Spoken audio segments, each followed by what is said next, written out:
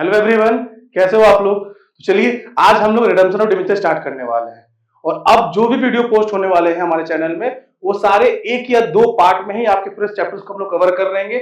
और ये बहुत ही इंपॉर्टेंट क्वेश्चन जो एग्जाम में पूछे जाएंगे और जैसे एग्जाम में पूछे जाते हैं वो सारे क्वेश्चन हम लोग डिस्कस करेंगे। ठीक है, चलिए आज अगला स्टार्ट करते हैं और हमारा पहला चैप्टर है रिडेम्पशन ऑफ डिबेंचर। और रिडेम्पशन ऑफ डिबेंचर से ही स्टार्ट करते हैं क्योंकि ये एक ऐसा चैप्टर है जो है तो बहुत आसान लेकिन बच्चों को बहुत ही डिफिकल्ट लगता है। बच्चे लोग उसमें समझ नहीं पाते कि कैसे इस चैप्टर के क्वेश्चन को अटेम्प्ट करें। लेकिन आज के क्लास के बाद अगर हमारा वीडियो आप देखते हो तो हो सकता है कि आपको प्रॉब्लम अब फ्यूचर में ना हो और बहुत ही इजीली चैप्टर को हम लोग समझेंगे। तो सबसे पहले समझते हैं रिडेम्पशन होता क्या है, क्योंकि अगर रिडेम्पशन समझेंगे तो उसके बाद ही उसके सारे प्रोसेस को हम लोग समझ पाएंगे। ठीक है ना। तो रिडेम्पशन का मतलब क्या हो गया, जैसे कि जब भी हम लोग डिवेंचर इशू करते हैं ना, जब भी हम लोग डिवेंचर इशू करते हैं तो एक कंडीशन पे इशू करते हैं कि फ्यूचर में इस पैसे को हम लोग वापस कर देंगे डिवेंचर होल्डर को। ठीक है ना। तो जो रिपेमेंट शेड्यूल होता है, जो रिपेमेंट हम लोग कर रहे हैं डिवेंचर्स को, डिवेंचर होल्डर्स को, उसी को बोलते हैं रिडेम्पशन ऑफ डिवेंचर्स। देखिए, redemption of debenture is the process by which a company repays the principal amount of its डेब्ट टू डिवेंचर होल्डर्स। क्या दे रहा है कि रिडेम्पशन ऑफ डिवेंचर क्या है, एक प्रोसेस है by which company repays the principal amount of its डेब्ट टू डिवेंचर होल्डर। जो पैसे हमने डिवेंचर होल्डर से लिए थे उसी पैसे को रीपे करने को हम लोग बोलते हैं redemption of debenture.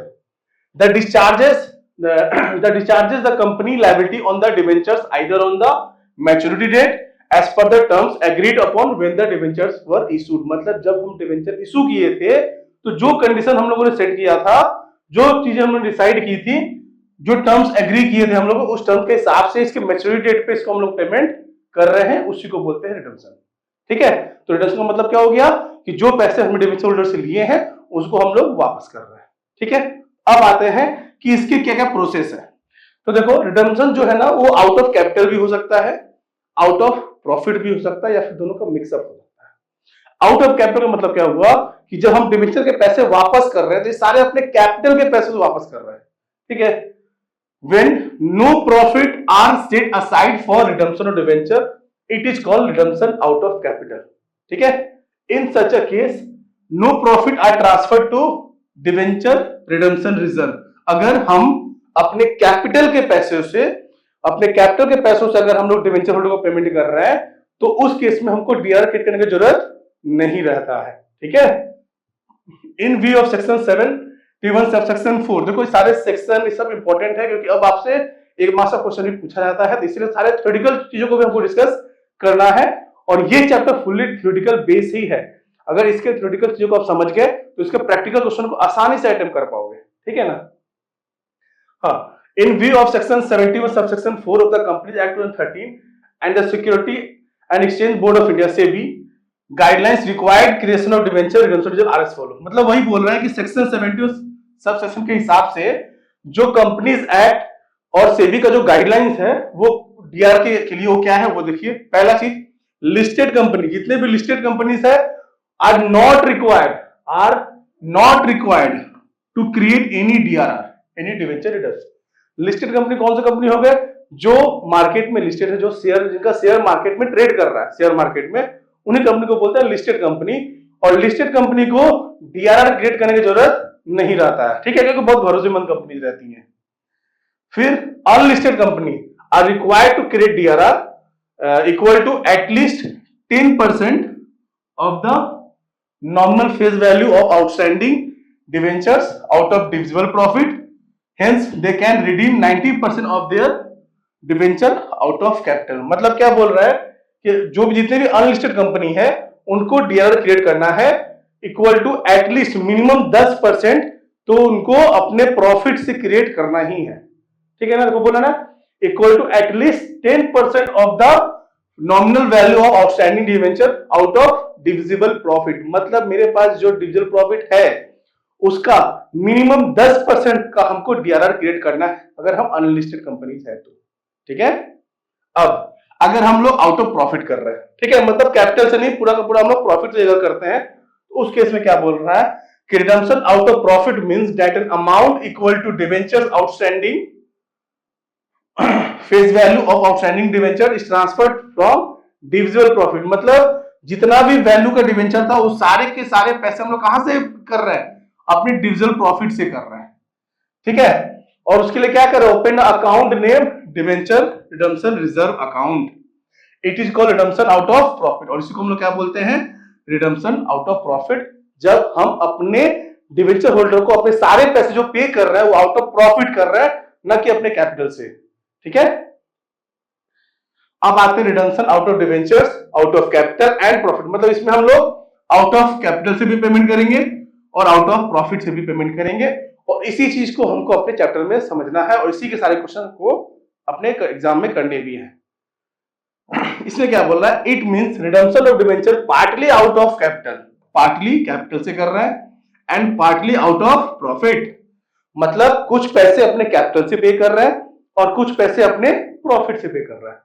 For example, if an unlisted company creates DRR, अगर कोई company unlisted company DRR create करता है तो उसको कितना करना है, is equivalent to 10% of outstanding debenture, मतलब उनको जो डिवेंचर क्रिएट करना है वो कितना होना चाहिए, at least 10% of debentures face value, जो डिवेंचर का फेस वैल्यू है उसका एटलीस्ट 10% अमाउंट हम लोग डीआरआर क्रिएट करेंगे, then 10% redemption will be called out of profit and 90% redemption will be out of capital, means 10% जो डिवेंचर है वो आउट ऑफ प्रॉफिट हो रहा है और रिमेनिंग जो रिडम्पशन है वो आउट ऑफ कैपिटल हो रहा है, ठीक है ना। समझ में आ रहा है क्या बोल रहे हैं कि मिनिमम हमको डीआरआर के लिए 10% क्रिएट करने हैं आउट ऑफ प्रॉफिट और बाकी जो 90% है वो आउट ऑफ कैपिटल, ठीक है। अब आते हैं कुछ गाइडलाइंस सेबी का रिडम्पशन ऑफ डिवेंचर के लिए, क्या गाइडलाइंस है देखते हैं एक बार।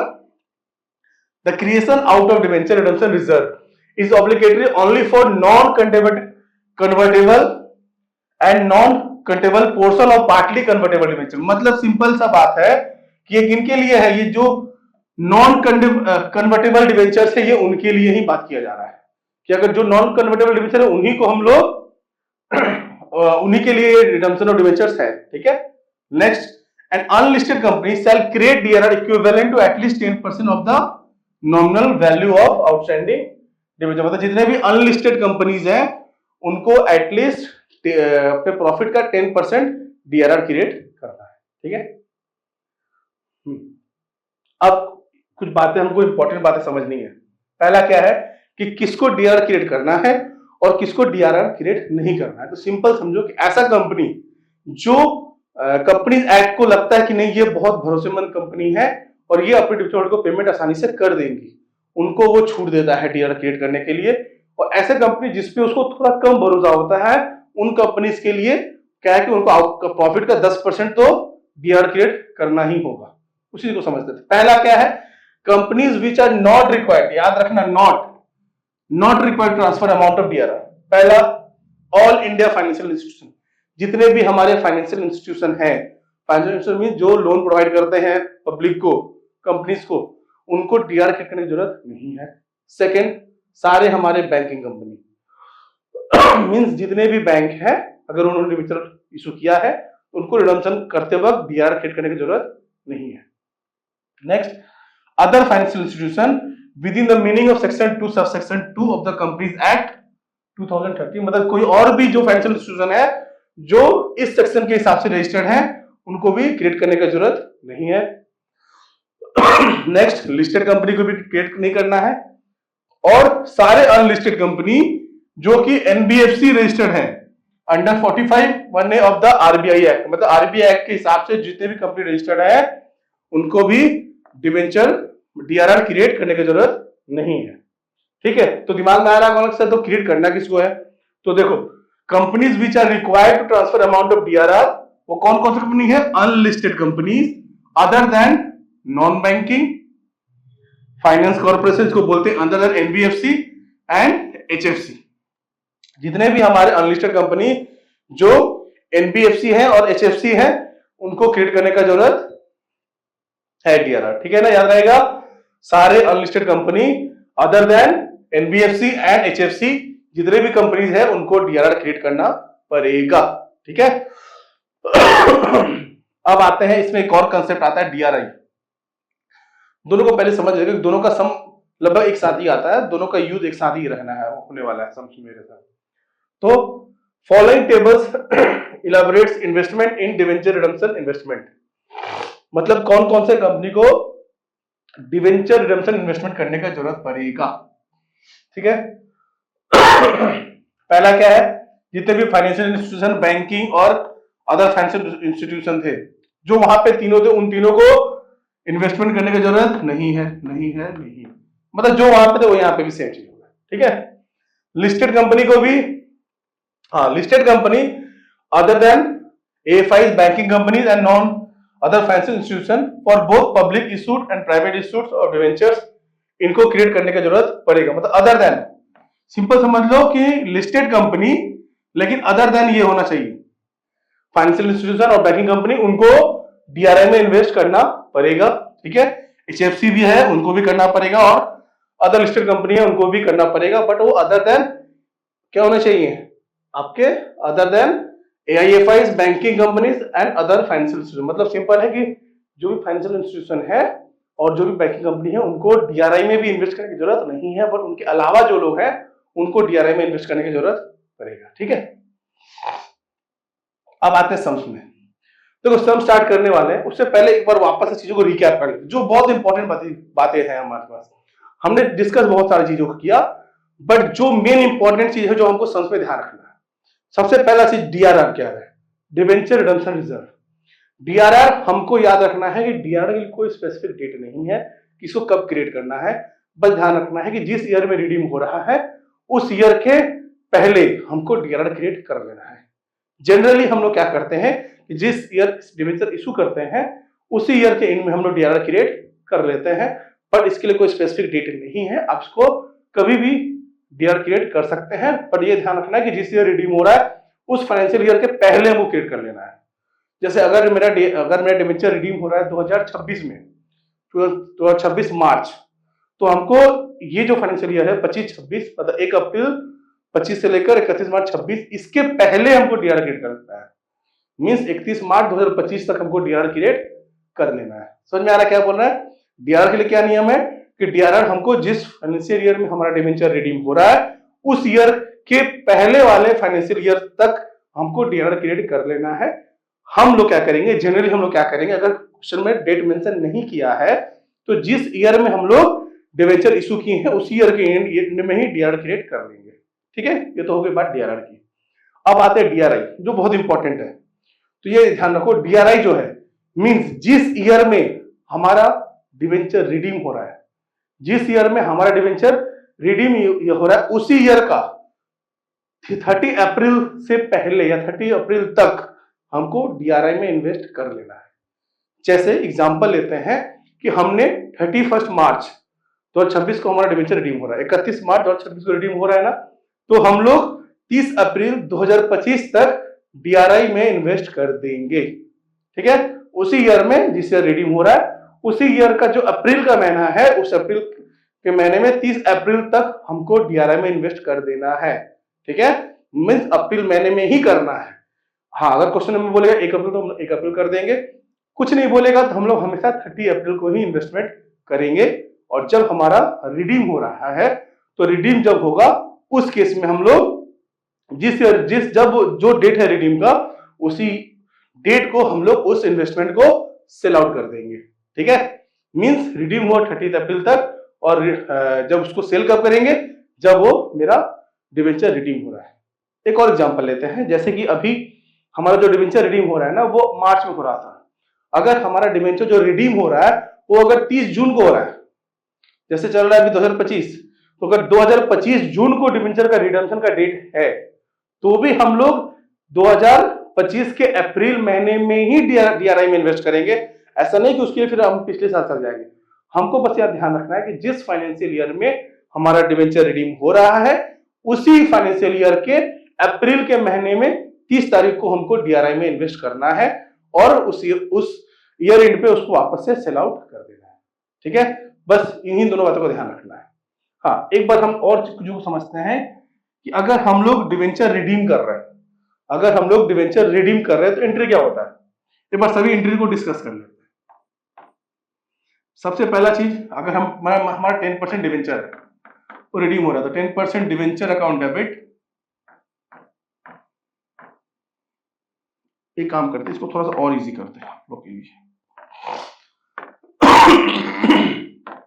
अगर डिवेंचर इशू कर रहे हैं, इशू का एंट्री क्या होगा? जैसे हमारा डेट है 1 अप्रैल 2025, ठीक है। ये मेरा यहाँ पे हम लोग 10% डिवेंचर इशू कर रहे हैं, इशूड एट 100 each, ठीक है। हम लोग 10% डिवेंचर इशू कर रहे हैं एट 100 each, ठीक है।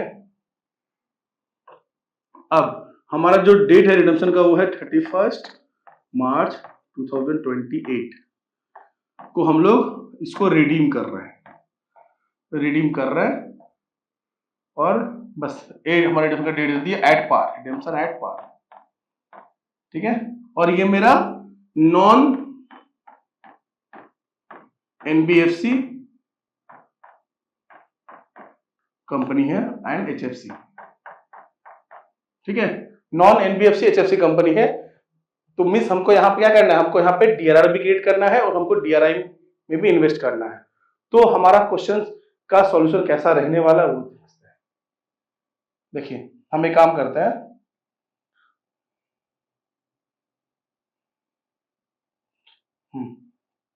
हम एक बार इस क्वेश्चन को ड्रॉ करते हैं, एक बार क्वेश्चन को हम ड्रॉ करते हैं। देखिए ये है डेट मेरा 1 अप्रैल 24 और ये है हमारा डेट 31 मार्च 28, ठीक है। इसमें मेरे पास ईयर कब आएगा, एक आएगा 31 मार्च 25, 31 मार्च 26, 31 मार्च 27, बस ये सारे ईयर एंड है हमारे। अब हमको कब कब क्या क्या एंट्री करना है हम लोग उसको डिस्कस करेंगे। देखिए सबसे पहले यहाँ पे हम लोग इशू कर रहे हैं, तो जिस दिन इशू की उस दिन क्या, उस दिन मेरे पास 2 एंट्री होने वाला है इशू का, ठीक है। फिर हमने बात किया था कि जब इशू करेंगे उसी ईयर के एंड में हम लोग डीआर क्रिएट कर लेंगे, हालांकि हम चाहे तो डीआर बाद में भी क्रिएट कर सकते हैं, बट हम लोग उसी ईयर में कर लेते हैं। उसी ईयर के एंड में यहाँ पे हम लोग डीआरआर क्रिएट करने का एंट्री करेंगे, ठीक है। फिर अब आगे बढ़ते हैं, आगे बढ़ते हैं। अब जिस ईयर में रिडीम हो रहा है उस ईयर का 30 अप्रैल को हम लोग डीआरआई में भी इन्वेस्ट करेंगे, डीआरआई में इन्वेस्ट कर देंगे, ठीक है। और फिर हम लोग इस दिन हम लोग डीआरआई सेल करेंगे पहले, ठीक है। फिर डिवेंचर का रिडम्पशन का एंट्री होगा, 2 एंट्री होगा यहाँ पे, एंड उसके बाद जो जनरल रिजर्व का अमाउंट है उसको हम लोग जनरल रिजर्व में ट्रांसफर कर देंगे, डीआर का अमाउंट, ठीक है। अब देखो इतनी सारी बातें हो गई, अब उसमें हमको एक चीज और क्या ध्यान रखना है, जैसे कि डीआर हमको 10% क्रिएट करना था ना, वैसे ही डीआरआई हमको 15% क्रिएट करना है। अब तक हमने इसको डिस्कस ही नहीं किया कि हमें डीआरआई में कितना वैल्यू ट्रांसफर करना है। तो जो फेस वैल्यू है उसका 15% हमको डीआरआई में इन्वेस्ट करना है। जैसे डीआरआई कितने क्रिएट करना था, फेस वैल्यू का 10%, वैसे ही डीआरआई में इन्वेस्ट कितना करना है, फेस वैल्यू का 15%, बस इतना ही फर्क है दोनों में, ठीक है। तो अब आते हैं हम एंट्री करते हैं, सारे क्वेश्चन को हमने ड्रॉ कर लिया है, अब हमको बस एंट्री करना है। सबसे पहला entry, bank account debit to 10% debenture application, कितना है 2000 इंटू 100 तो हो गया 2 लाख, ठीक है। ये हो गया पहला एंट्री। सेकेंड एंट्री क्या होगा, अब जो डिवेंचर का पैसा है उसको ट्रांसफर कहां कर देंगे, 10% डिवेंचर अकाउंट में, इसको हम लोग एप्लीकेशन एंड अलॉटमेंट बोलेंगे, ठीक है। शॉर्ट में सारी चीजों को लिख रहे हैं हम लोग, 10% debenture application and allotment to 10% debenture, ठीक है ना। ये तो हो गया हमारा डिवेंचर का इशू का एंट्री, हम डेट वाइज करेंगे जिससे और क्लैरिटी होगा हमारे को। डेट क्या हो गया, ये 1 अप्रैल 1 अप्रैल 24, ठीक है। सेम डेट का एंट्री ये भी है। अब उसके बाद हम लोग क्या देखा था कि 31 मार्च 25 को 31 मार्च 25 31 मार्च 25 को हम लोग डीआर क्रिएट करेंगे। तो डीआर कितना क्रिएट करना है हमको 10% करना है। और 10% कहां से? तो 10% हमको अपने प्रॉफिट से करना है। तो क्या जाएगा? Surplus in statement of PL, in statement of profit and loss to debenture redemption reserve. ठीक है, कितना करेंगे? 10%। तो 10% मेरा कितना हो जाएगा? 20,000।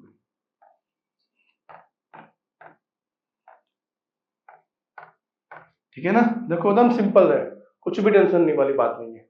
बस हम लोग यहां तक पहुंच गए, फिर इधर कुछ नहीं था, फिर इधर कुछ नहीं था, फिर सिंपल जाएंगे। जिस ईयर रिडीम है उस ईयर का अप्रैल महीना को हम लोग क्या करेंगे? हम लोग डीआरआई में इन्वेस्ट करेंगे। तो डेट क्या होगा हमारा? 30 अप्रैल 31 मार्च 2028 को तो रिडीम हो रहा है। तो उसी ईयर का जो अप्रैल का महीना है उसी में 30 तारीख को हम लोग डीआरआई में इन्वेस्ट करेंगे। डिवेंचर रिडम्पशन इन्वेस्टमेंट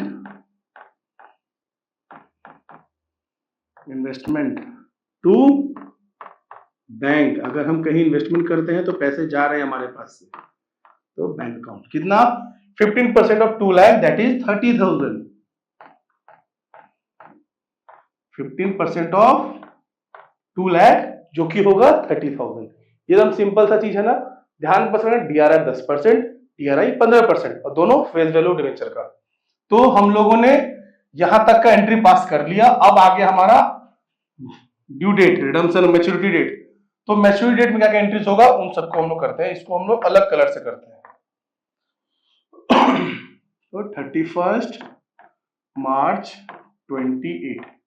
सबसे पहला काम क्या है कि जो इन्वेस्टमेंट किए थे उसको हम लोग बेचेंगे सबसे पहले। तो bank account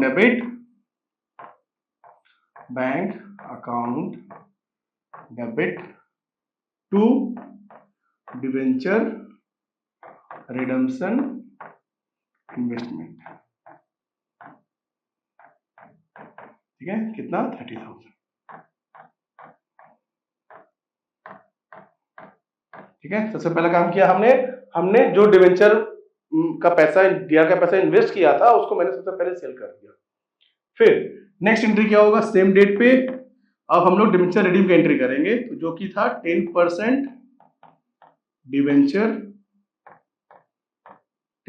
debenture account debit to debenture holder. कितना है? 2 lakh.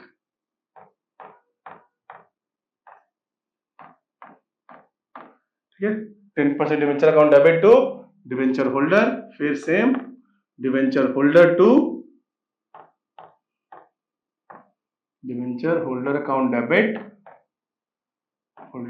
Debit to bank account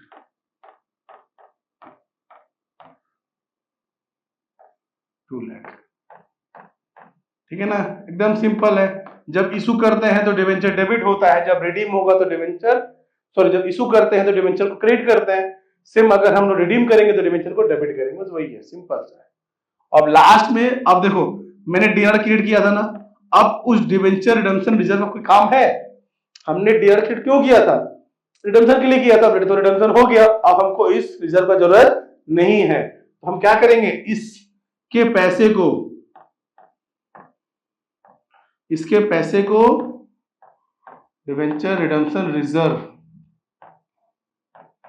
इसके पैसे को वापस ट्रांसफर कहां कर देंगे? अब हम कर देंगे वापस को जनरल रिजर्व में।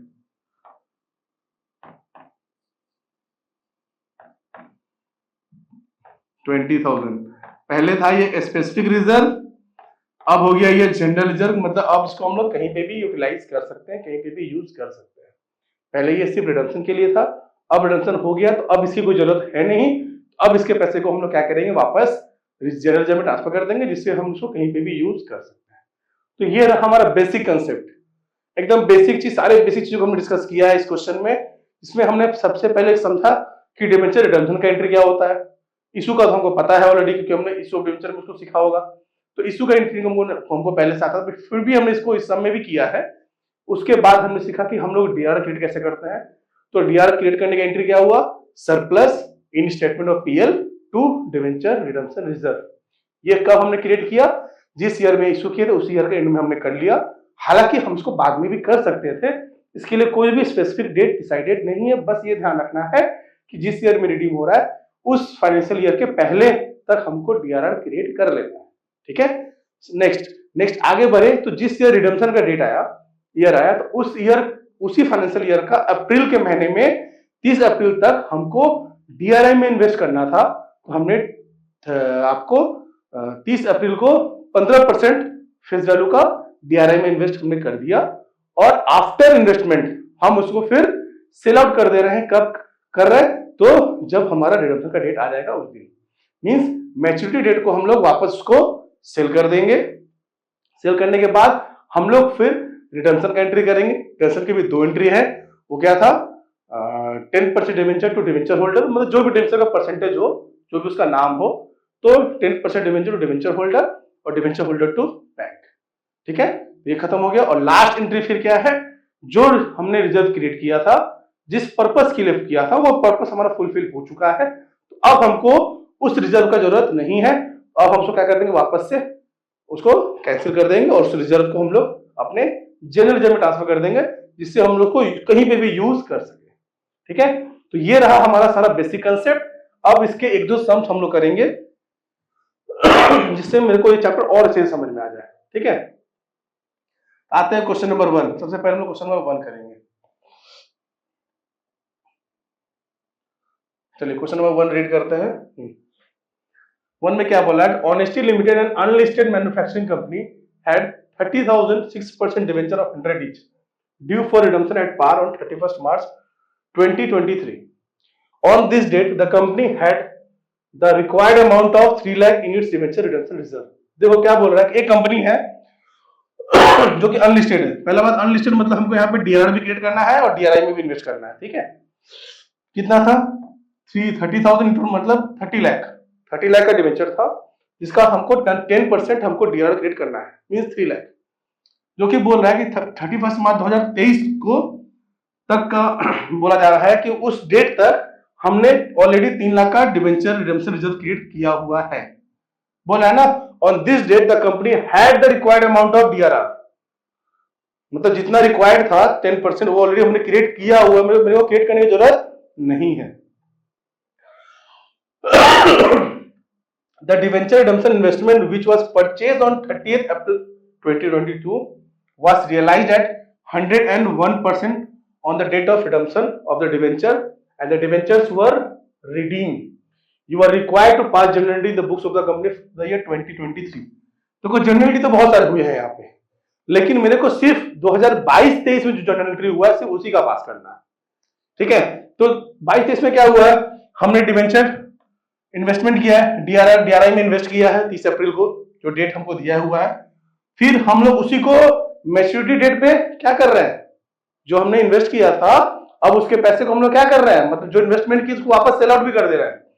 पर इस बार जो सेल कर रहे हैं ना, वो प्रॉफिट पे कर रहे हैं, है ना। यहाँ पे गेन ऑन, मतलब देखो 101%, मतलब जितने में इन्वेस्ट किए थे उतने में रिडीम नहीं कर रहा है, मतलब उसने में सेल नहीं कर रहा है।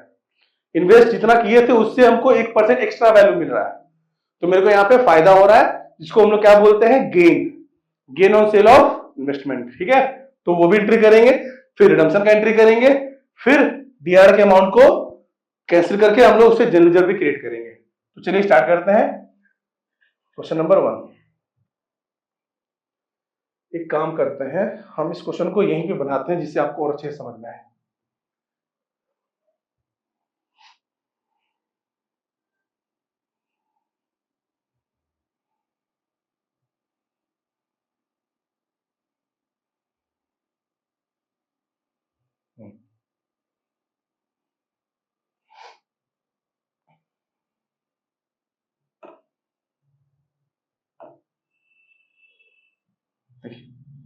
एकदम सामने सामने क्वेश्चन कर रहे हैं।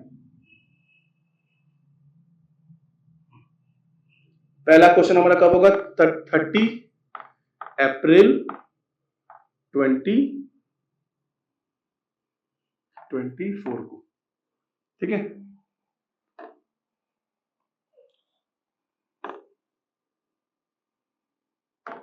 हाँ, पहला एंट्री कब होगा? 30 अप्रैल 2024 को।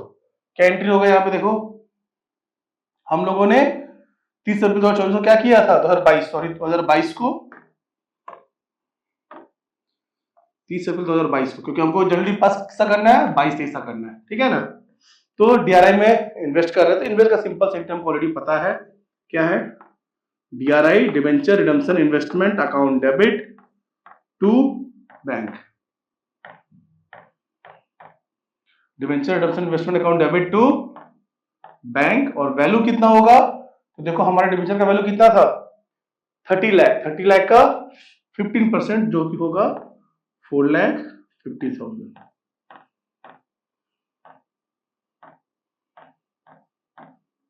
ठीक है ना। समझ में आ रहा है आपको? एकदम सिंपल सा। 30 अप्रैल को हम लोगों ने क्या किया? डीआरआई में पैसे इन्वेस्ट कर दिए। अब क्या करेंगे? उसी को हम लोग 31 मार्च, मतलब जब ड्यू डेट आया, हमारा जो मैच्योरिटी डेट आया, जब हम लोग रिडम्पशन कर रहे हैं, उसको हम लोग बेच देंगे। और कितने में बेचेंगे? 101% पे, ठीक है। तो 31 March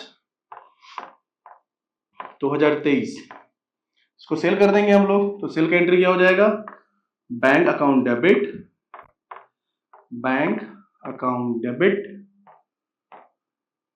two DRI debenture redemption investment और to gain on sale of investment, gain on sale of investment, ठीक है। देखो इन्वेस्टमेंट का वैल्यू कितना था? 4,50,000 था। इसको 1% के गेन में बेच रहे हैं, तो 4,500 मीन्स कितने में सेल कर रहे हैं? 4,500 मीन्स सेल कर रहे हैं हम लोग 45,45,00, ठीक है। 4,45,000, सॉरी 4,54,500, एकदम सिंपल। अब तो बस सारा एंट्री तो समझ में आपको आ ही गया होगा। अब हम लोग रिडम्पशन एंट्री करेंगे। एंट्री क्या होता है? कितना परसेंट डिबेंचर था हमारा? हमारा डिबेंचर का था 6%। तो 6% debenture account debit to debenture holder, amount है आपका 30 लाख।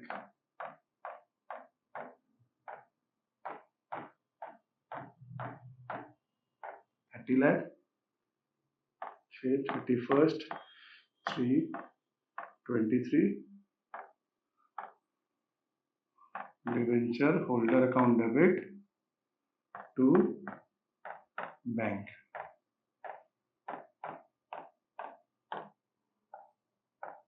$30 लाख,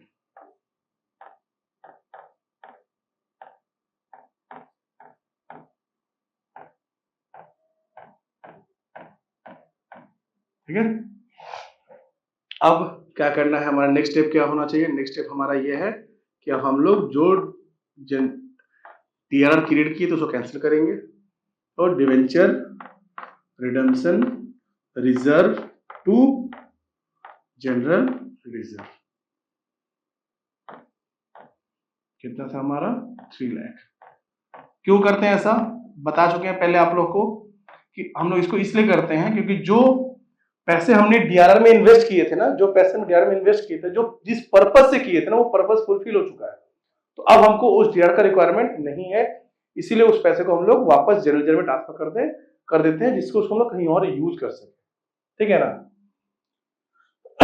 अब लास्ट में एक एंट्री एक्स्ट्रा यहाँ पे मेरे को मिल रहा है, वो क्या है कि जो हमको गेन हुआ है उस गेन को हम लोग ट्रांसफर कर देंगे स्टेटमेंट ऑफ पीएल में, सॉरी उसको ट्रांसफर कर देंगे हम लोग कैपिटल रिजर्व में। Gain on sale of investment to capital reserve.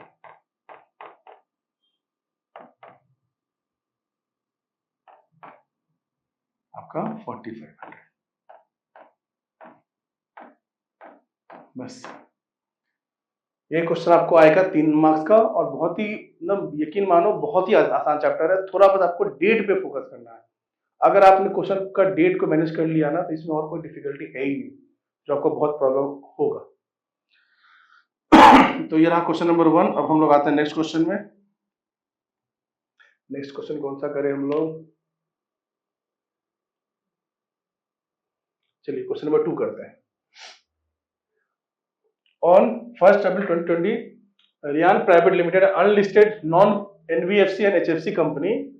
देखो अनलिस्टेड होते ही तो हमको दोनों क्रिएट करना है, डीआरआर और डीआरआई दोनों हो गया मेरे लिए, ठीक है। Issued 2009% debenture of 100 each eight a discount of 10%। हम यहाँ पे डिस्काउंट भी इशू किया हमने, ठीक है। रिडीमेबल एट पार ऑन 31 मार्च 2024। और ये रिडीम कब होगा हमारा? तो ये रिडीम होगा 31 मार्च 2024 को, ठीक है ना। The issue was fully subscribe, और जो इशू था हमारा ये फुली सब्सक्राइब हो, जितना इशू उतना सब्सक्राइब हो गया। वाह, बहुत अच्छी बात है। To meet the provision of the company act 13, the board of director decided to transfer 10,000 to DRR on 31 March 2021। वाह। And the balance on 31 March 2022, और बैलेंस हम लोग 31 मार्च 2022 को में इन्वेस्ट करेंगे। On 1 April 2023 the company made the required investment, और बोला कि ऑन 1 अप्रैल 2023 मतलब जिस ईयर में रिडीम हो रहा है उस ईयर के पहले दिन ही हम लोग डीआरआई में इन्वेस्ट कर देंगे जितना रिक्वायरमेंट होगा, ठीक है। The investment were in cash and the debentures were redeem on the due date. It is the policy of the company to write off capital losses in the year in which they occur. You are required to pass journality for issue and redemption of debentures, ignore interest on debentures। मतलब complete सम है, जैसे हमने example में लिया था same वही सम से, मतलब इसमें कंप्लीट हर एक कुछ आपको करना है। मतलब ये सम करोगे तो आपका सारा बेसिक क्लियर हो जाएगा, ठीक है।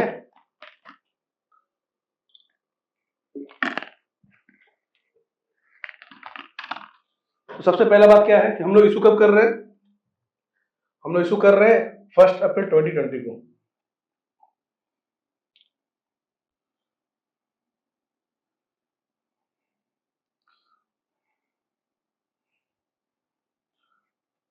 हम लोग इशू कर रहे हैं इसको 1 अप्रैल 2020 को। उसके बाद इसको हम लोग बोर्ड में करते हैं fresh.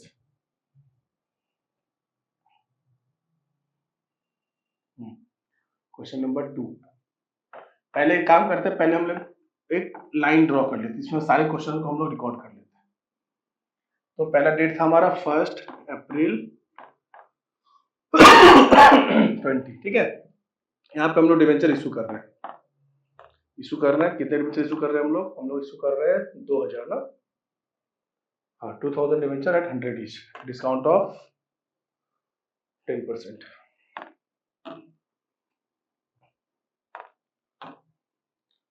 Issue 2000 at 10% discount at 100 each,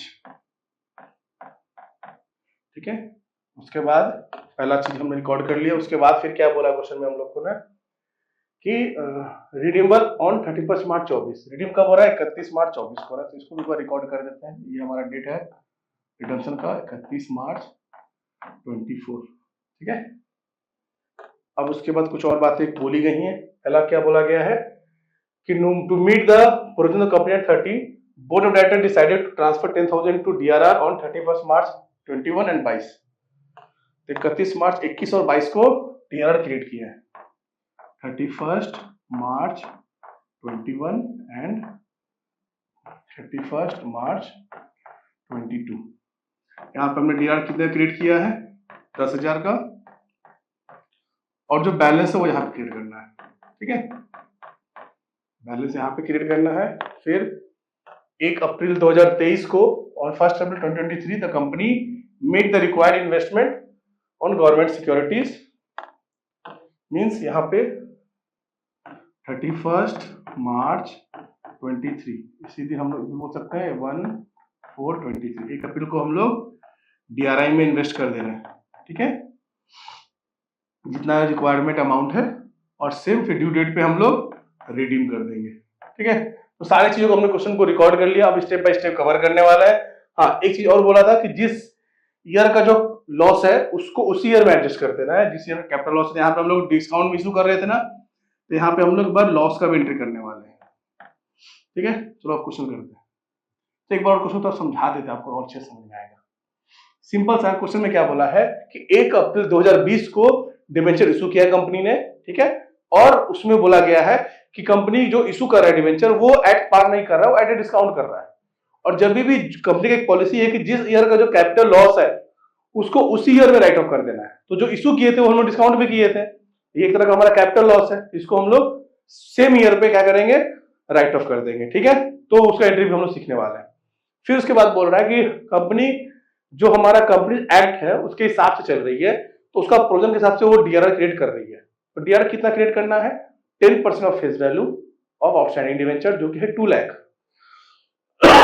2000 debenture at 100 days तो हो गया 2 लाख। हम लोग हमेशा फेस वैल्यू लेते, याद रखना है, हम लोग उस वैल्यू पे नहीं लेते, इस वैल्यू जो पैसा आ रहा है, जो डिवेंचर का वैल्यू कितना है, 2 लाख है। तो 2 लाख का 10% कितना होगा, 20,000। इसमें से 10,000 हम लोग 31 मार्च 2021 को क्रिएट कर रहे हैं DRR.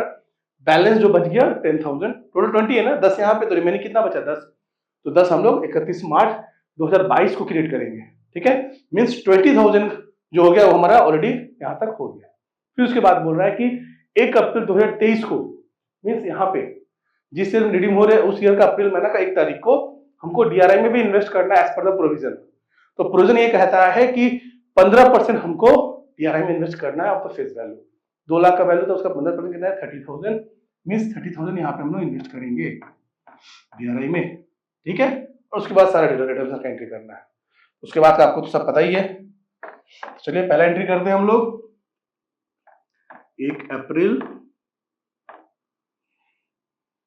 1 April 20, bank account to debenture application and allotment. थोड़ा शॉर्ट में लिख रहे हैं। ठीक है, तो क्या आपका 2000 डिबेंचर था इंटू 90 क्यों हो गया कि 10% डिस्काउंट पे कर रहे हैं, मीन्स 1,80,000।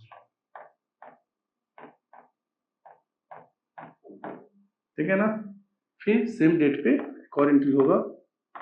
वो एंट्री क्या है, जो डिबेंचर का पैसा है उसको हम लोग, एप्लीकेशन का पैसा वो डिबेंचर में ट्रांसफर कर देंगे। Means debenture application and allotment to 6% debenture. कितना हो गया, 1 मिनट, एक चीज छूट गया। हमने तो इसको डिस्काउंट पे किया था ना, यहाँ पर आ जाएगा लॉस, या फिर डिस्काउंट भी लिख सकते हैं, लॉस और discount on issue of debenture to 6% debenture. तो ये हो गया 1,80,000, यहाँ पर हो जाएगा 20,000, और ये हो गया 2 लाख। ठीक है ना, एकदम सिंपल सा एंट्री है, तो आपको पहले से आता है, तो आप लोग ये डिबेंचर्स, इशू डिबेंचर बहुत प्रैक्टिस किया होगा आपने। अब आते हैं 31 मार्च 2021 को। सबसे पहला काम क्या है कि जो ये कैपिटल लॉस हो रहा है ना, ये loss on issue of debenture, इसको हम लोग राइट ऑफ कर देंगे किसमें, स्टेटमेंट ऑफ पीएल से। Statement of profit and loss account debit to discount on issue of debenture, issue of debenture 20,000। जो लॉस था उसको हमने राइट ऑफ कर लिया, जिस ईयर का लॉस उसी ईयर में राइट ऑफ कर लेना है, तो हमने उसी ईयर में उसको राइट ऑफ कर लिया। और उसी दिन हम एक और काम कर रहे हैं, क्या कर रहे हैं, तो हम लोग डीआरआर क्रिएट कर रहे हैं। इसका एंट्री तो पता ही है हम लोग को क्या होता है, surplus in statement of PL, statement of profit and loss account debit to debenture redemption reserve, क्योंकि है हमारा 10,000, 20,000 क्रिएट करना चाहिए था, बट यहाँ पे बोल दिया कि 10,000 ही क्रिएट कर रहे हैं इस दिन, और 10,000 कब कर रहे हैं, उसके अगले साल, मीन्स 31 मार्च 22। सेम एंट्री वापस कर देंगे, surplus in statement of profit and loss to debenture redemption reserve 10,000। ठीक है, तो ये सारा हो गया हमारा डीआर क्रिएट करने का एंट्री, मीन्स हम लोगों ने यहां तक के सारे एंट्री पास कर लिए। अब आते आगे, तो हम लोग डीआरआई में इन्वेस्ट करेंगे। तो 1 अप्रैल 23 को हम लोग डीआरआई में इन्वेस्ट कर रहे हैं। एंट्री क्या हो जाएगा, DRI account debit to bank,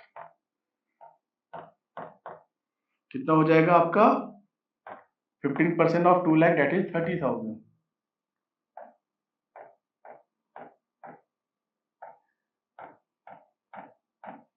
%15 of 2 lakh, that is 30,000। ठीक है, अब हमारा क्या आ गया, मैच्योरिटी डेट आ गया 31 मार्च 24। ठीक है ना, देखो यहां तक आपको उम्मीद करते हर कुछ समझ में आया होगा, क्योंकि जो एग्जांपल हमने लिया सेम वैसा ही क्वेश्चन एग्जाम में भी हमारा आया हुआ है। हाँ, और ये क्वेश्चन आपके एग्जाम ऑलरेडी आए हुए हैं, तो बहुत ही इंपॉर्टेंट क्वेश्चन है, बिल्कुल भी ऐसा नहीं कि बहुत आसान क्वेश्चन करा रहे हैं, ये सारे वही क्वेश्चन करा रहे हैं आपको जैसे एग्जाम में पूछे जाएंगे। तो मेरे नोट्स के सारे सम्स को प्रैक्टिस करके जाओ, इसके बाहर इस चैप्टर से आने के चांसेस नहीं रहेंगे।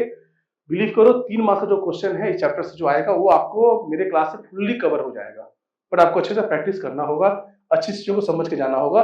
सेम टू सेम क्वेश्चन नहीं, बट हाँ एग्जैक्ट सेम नहीं बोल सकते, बट इस टाइप के सारे क्वेश्चन आएंगे, मतलब आपके सारे कंसेप्ट कवर हो जाएंगे, अमाउंट चेंज करके क्वेश्चन दे देगा, आप आसानी से उस क्वेश्चन को अटेम्प्ट कर पाओगे।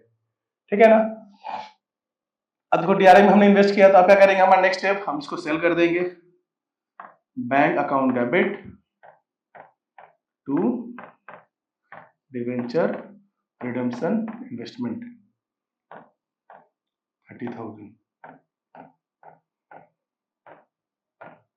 ठीक है, इन्वेस्टमेंट कर दिया। अब नेक्स्ट एंट्री क्या होगा, तो नेक्स्ट सिंपल सी चीज है ना, अब तो हम लोग को रिडम्पशन का एंट्री करना है, तो 6% debenture account debit, 6% debenture account debit to debenture holder, account debit to debenture holder, जो कितना है 2 लाख। ठीक है, भले हमने डिस्काउंट इशू किया था, बट हमको तो पे तो पूरा करना है ना, 2 लाख। फिर debenture holder to debenture holder account debit to bank account. ठीक है, ये भी हो जाएगा 2 लाख।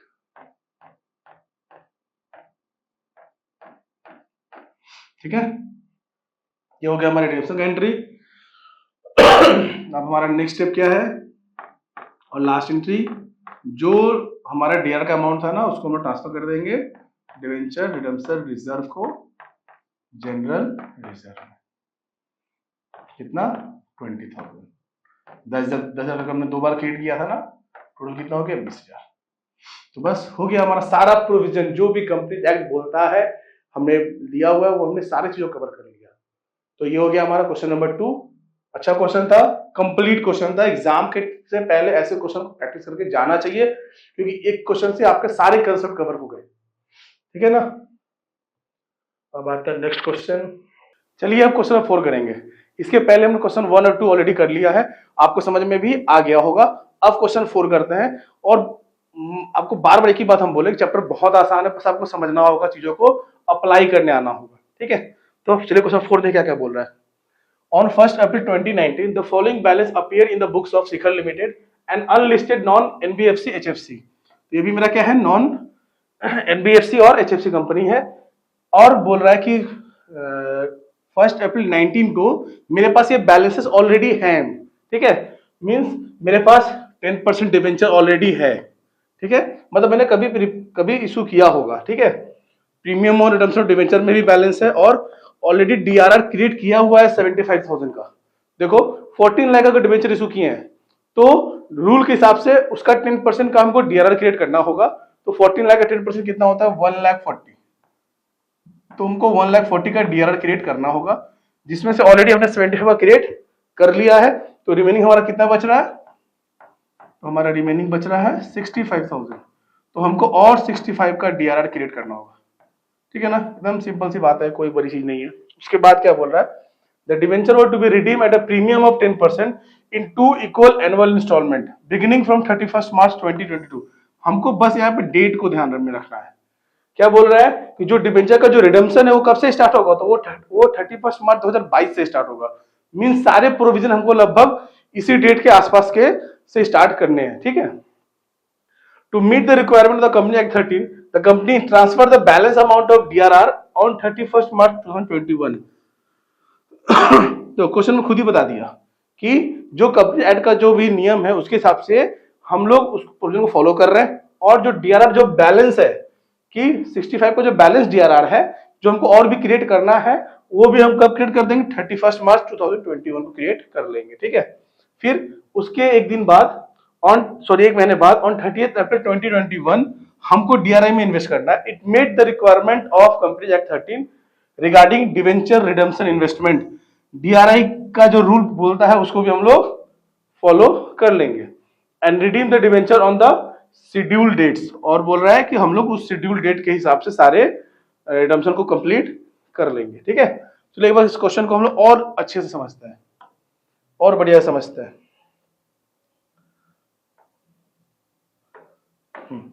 एक बार क्वेश्चन को हम लोग ड्रॉ करते हैं, ड्रॉ करके समझने से बहुत अच्छे से क्लियर होता है। देखो 2 बार रिडम्पशन हो रहा है, पहला चीज तो ये है। रिडम्पशन का डेट क्या क्या था देख लेते हैं। तो 2 बार रिडीम हो रहा है, स्टार्ट हो रहा है 31 मार्च 2022 से, तो 31 मार्च 2022 एक रिडम्पशन यहाँ पे होगा, 31 मार्च 22। ठीक है, और एक यहाँ पे होगा 31 मार्च 23। ठीक है, ये है रिडम्पशन, यहाँ पे हमारा डिवेंचर रिडीम हो रहा है। ठीक है ना, फिर उसके बाद क्या बोल रहा है कि 31 मार्च को हम लोग डीआरआर का जो बैलेंस अमाउंट है वो भी क्रिएट कर ले रहे हैं 31 मार्च 2021 को। 31 मार्च 2021 मीन्स यहाँ पे 31 मार्च 21 को हमको balance amount of DRR create करना है, जो कितना आया था हमारा 65,000। ठीक है ना, फिर उसके बाद बोल रहा है कि देखो नॉर्मली क्या होता है, जब रिडीम होता है, जिस ईयर में रिडीम होता है उस ईयर का जो अप्रैल का महीना है, उस अप्रैल के महीने में हम लोग डीआरआई में इन्वेस्ट कर देते हैं। और यहाँ पे हमको तो क्वेश्चन में बोल भी दिया है कि भैया आपको 30 अप्रैल 21 को डीआरआई में इन्वेस्ट करना है, जितना उसका रूल है। तो रूल क्या है 15% of redemption, 15% of redemption of debentures. ठीक है, तो डिवेंचर कितना रिडीम हो रहा है, टोटल डिवेंचर का वैल्यू था मेरा 14 लाख, और ये 2 इंस्टॉलमेंट में रिडीम होगा, 2 बार में इक्वल, तो 7 लाख और 7 लाख। तो हमको डीआरआई में जो इन्वेस्ट भी करना है वो किस पे करना है, 7 लाख पे करना है। तो इसका 7 लाख कितना हो जाएगा, 7 लाख का 50% हो जाएगा 1,05,000। तो हमको 1,05,000 का डीआरआई में इन्वेस्टमेंट करना होगा। ठीक है ना, तो हमारा डीआर का बात हो गया, डीआरआई का बात हो गया, बस सारी बातें हो गई। क्वेश्चन में इतनी सारी ही बातें दी थी जो हमने सारी कर ली। वापस देख लीजिए एक बार, डिवेंचर और to be redeem at a premium of 10%, premium redeem हो, चलो ये भी ध्यान रखना है। 2 equal annual installment, 2 equal annual installment हमको इसको रिडीम करना है, तो हमको ये ध्यान देना है। ठीक है, बिगिनिंग फ्रॉम 31 मार्च 2022, जो कि 31 मार्च 2022 से स्टार्ट होगा, मतलब 2 मतलब 22 को हुआ, फिर 23 को होगा। ठीक है, to meet the requirement of company act 13, the company transfer the balance amount of DRR on 31 March 2021। 31 March 2021 को जो भी बैलेंस अमाउंट है जो डीआरआर में क्रिएट करना था वो हम इस दिन क्रिएट कर देंगे। ठीक है, उसके बाद बोला ऑन 30 अप्रैल 2021, 30 अप्रैल 2021 को हम लोग डीआरआई में इन्वेस्ट भी कर देंगे, जितना लॉ कहता है, जितना हमारा कंपनी एक्ट बोलता है। ठीक है, और उसके बाद बोला कि जो शेड्यूल डेट है उसके हिसाब से हम लोग को रिडम्पशन कर देना है, और उसके सारे जर्नल एंट्री को हमको पास करना है, पास्ट जर्नल एंट्रीज। ठीक है, चलिए क्वेश्चन स्टार्ट करते हैं। पहला क्वेश्चन हमारा, पहला एंट्री क्या होगा, पहला एंट्री हमारा कब होगा देखो, तो सबसे पहला एंट्री होगा हमारा डीआर क्रिएट करने का 31 मार्च 2021 को, 31 मार्च 21।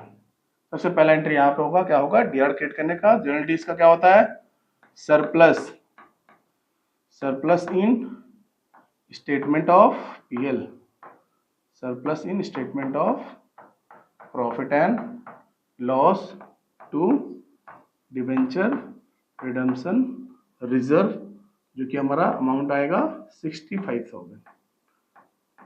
65 कैसा है ऑलरेडी हमने डिस्कस कर लिया है, ठीक है। फिर उसके बाद क्या हो गया, तो ये एंट्री मेरा हो गया। अब आते हैं डीआरआई में इन्वेस्ट करना है। डीआरआई में इन्वेस्ट कितना करना है, तो 1,05,000। हम लोग 15% 14 लाख का नहीं कर रहा है, हम लोग 15% किसा करेंगे, जितना रिडीम हो रहा है। टोटल 14 लाख है, बट अगले साल मतलब 31 मार्च 2022 को सिर्फ 7 लाख ही रिडीम होगा, तो 7 लाख का ही वैल्यू का हमको डीआरआई में इन्वेस्टमेंट करना है, ठीक है ना।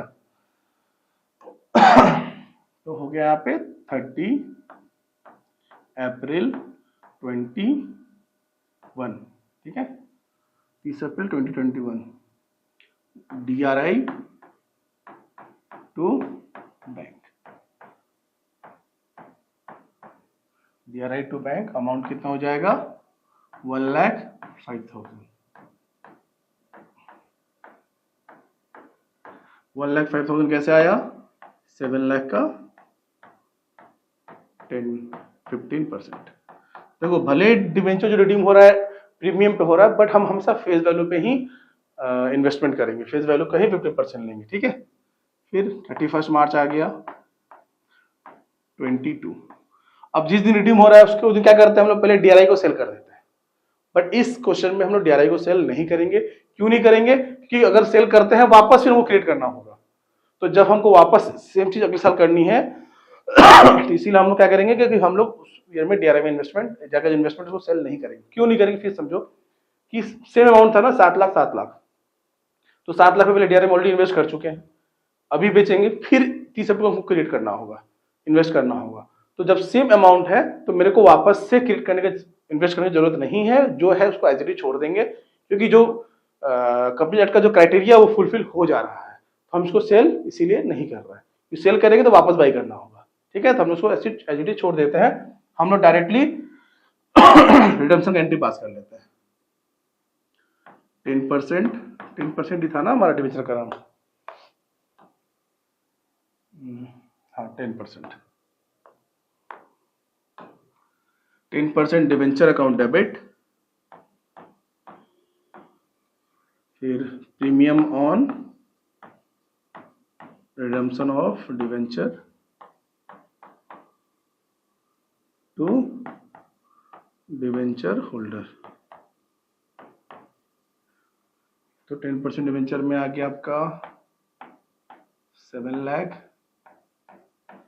10% 70,000, और यहाँ हो गया 7,70,000,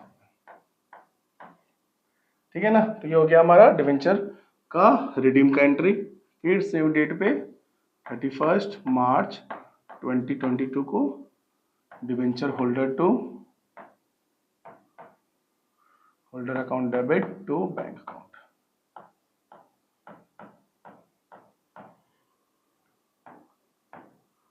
$7,70,000,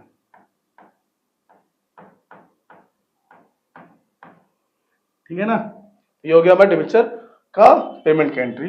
अब एक और एंट्री होगा, जो हमने डीआरआर क्रिएट किया था, अब उसमें से आधा तो मेरा डिवेंचर होल्डर को हमने पेमेंट कर दिया है। जैसे सिंपल सोचो कि हमने जो टोटल डिवेंचर था उसका 10% क्रिएट किया था डीआरआर में, डीआरआर में हमने पैसे रखे थे, ठीक है। अब उस रिजर्व का कुछ पैसों की जरूरत नहीं है, क्योंकि अब मेरे पास सिर्फ 7 लाख डिवेंचर ही बचे, क्योंकि 7 लाख तो हमने रिडीम कर दिया, तो जितना वैल्यू रिडीम कर दिया उतने वैल्यू का जो डीआरआर था उसको हम लोग यहाँ से कैंसिल करके हम लोग उसको जनरल लेजर में ट्रांसफर कर देंगे। तो फिर सेम हो जाएगा debenture DRR account debit to general reserve, कितना हो जाएगा आपका 70,000। टोटल 1,40,000 का था ना, तो उसका हाफ जो है मेरा हम लोग जनरल में ट्रांसफर कर दिए, ठीक है। तो हमने इस डेट पे होने वाली सारी एंट्री मैंने कर ली, ठीक है। अब फिर नेक्स्ट में रिडीम हो रहा है, उसके हिसाब से 30 सितंबर को हमको इन्वेस्ट करना चाहिए था, लेकिन हम इन्वेस्ट नहीं करेंगे क्योंकि ऑलरेडी मेरा इन्वेस्टमेंट किया हुआ है। तो हम डायरेक्ट कहाँ पे चल जाएंगे, वापस हम लोग ड्यू डेट पे ही चल जाएंगे, मैच्योरिटी डेट पे ही चल जाएंगे, मीन्स 31 मार्च 23, ठीक है ना। तो अब इस डेट पे जो डीआरआई में इन्वेस्टमेंट किए थे उसको हम लोग सेल कर देंगे, ठीक है। तो bank account debit to DRI, ठीक है ना। कितने का था, 1,05,000,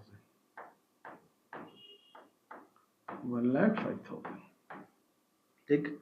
अब बस सारी चीजें जो मैंने पिछले साल की थी, अब सारी चीजों को हमको वापस से कर देना है। सबसे पहले 10% debenture premium on redemption of debenture to debenture holder. थोड़ी शॉर्टकट मैंने यूज किया है यहाँ पे। 10% debenture account debit, premium on redemption of debenture account debit to debenture holder. 7 lakh debenture में, 70,000 प्रीमियम में, टोटल डिवेंचर कितना मिलेगा, 7,70,000। एंड फिर debenture holder to bank, debenture holder account debit to bank account 7,70,000, ठीक है ना। और लास्ट एंट्री जो हम लोग कर करके थक चुके हैं वो क्या है, DRR टू जनरल रिजर्व, कितना, 70,000। देख रहे हो ना, सारे वो क्वेश्चन जो बहुत डिफिकल्ट लग रही थी, अब जब हम लोग सॉल्व कर रहे तो बहुत ही इजी लग रहा है। वैसा लग रहा है कुछ तो सब में है ही नहीं, सब तो आसानी से बन जा रहा है, ठीक है ना।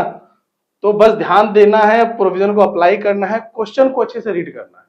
अगर हम क्वेश्चन को अच्छे से रीड करेंगे तो हमको सारी चीजें बहुत इजीली समझ में आ जाएंगी। हर एक चैप्टर, आपका क्लास 12 में हर एक चैप्टर ही जो है ना बहुत ही आसान है, बट सबसे पहले आपको क्वेश्चन समझना होगा। बच्चे आंसर पे फोकस करते हैं, तो आपको आंसर से ज्यादा क्वेश्चन पे फोकस करना होगा। क्वेश्चन के अगर आप क्वेश्चन सही से समझोगे तो उसका आंसर भी सही तरीके से कर पाओगे, ठीक है ना। तो आपको अपने एग्जाम टाइम पे भी बिल्कुल भी जल्दीबाजी नहीं करनी, आसानी से पहले क्वेश्चन को अच्छे से पढ़ना है और उसके बाद उसको सॉल्व करना है, ठीक है ना। तो ये ध्यान रखना है, ये आपको अप्लाई करना है अपने एग्जाम में। फिर नेक्स्ट हम लोग आते हैं क्वेश्चन नंबर 6। एक और थोड़ा बहुत मिलता जुलता सम्स कर लेते हैं, उसके बाद हम लोग थोड़ा पैटर्न को चेंज करने वाले हैं, ठीक है। क्वेश्चन 6 करते हैं। हाँ, यहाँ पे थोड़ा सा क्या है कि हम लोग को अकाउंट बनाना है, यहाँ पे हमको जर्नलिटी पास नहीं करना है, debenture redemption reserve account DRR का अकाउंट बनाना है, ठीक है। तो बहुत ही इजी सम से, मतलब इजी ही है, समझ लो, ठीक है। देखो क्वेश्चन में क्या दे रहा है, on 31 March 2021 the books of Pragya limited and unlisted manufacturing company shows the following closing balance. 31 March 2021 को मेरे पास कुछ बैलेंसेस है। पहले क्या है, 7% डिवेंचर है 60 लाख का, और डीआरआर में ऑलरेडी इन्वेस्टेड है 2 lakh. In order to meet the provision of the Company Act 13, the company transferred the required balance amount of DRR on 31st March 2022। मतलब जो रिमेनिंग बैलेंस है टोटल देखो 60 लाख का है, तो डीआरआर में कितना इन्वेस्ट करना चाहिए था मेरे को, 6 लाख, ठीक है ना। इतना टोटल करना चाहिए, 2 लाख किया हुआ है, और कितना कर देंगे तो और 4 लाख कर देंगे तो 6 लाख हो जाएगा, ठीक है। उसके बाद बोल रहा है कि it made the required of DRI, you are required to prepare the debenture redemption reserve account for the year ended 31st March 2021 and 2022-23। देखो करना तो क्वेश्चन में बहुत कुछ है, बट हमसे बहुत कुछ पूछा नहीं है। बस हमको क्या बोला कि भाई आप डीआर अकाउंट बना दो, आपको 3 नंबर दे देंगे। तो हम भी बस वही करने वाले हैं, जो क्वेश्चन पूछेगा उतना ही करेंगे, ज्यादा नहीं करेंगे। ज्यादा करेंगे तो मेरा समय वेस्ट होगा, समय बर्बाद होगा। तो हमको समय को बचाना है बाकी कुछ सारे क्वेश्चन के लिए, ठीक है। तो question number 6, debenture redemption and reserve account, debenture redemption reserve account. ये बड़ा गंदा लग रहा है, इसको हटाने दो, सिर्फ डीआरआर लिखते हैं। DRR अकाउंट, ये ठीक है। देखो सबसे पहला चीज, DRR मेरा क्या है, एसेट है या लायबिलिटी है, पहले ये बताओ। तो रिजर्व हमेशा लायबिलिटी होता है, और लायबिलिटी का जो ओपनिंग बैलेंस है वो कहां पे आता है, मेरा क्रेडिट साइड में आता है, ठीक है ना। तो बस यही ध्यान रखना है। अच्छा एक काम करते हैं, क्वेश्चन को डायरेक्टली ना करके हम थोड़ा सा पीछे आते हैं, मतलब कुछ ऐसी चीजें समझाते हैं जो क्वेश्चन में नहीं पूछा गया आपसे।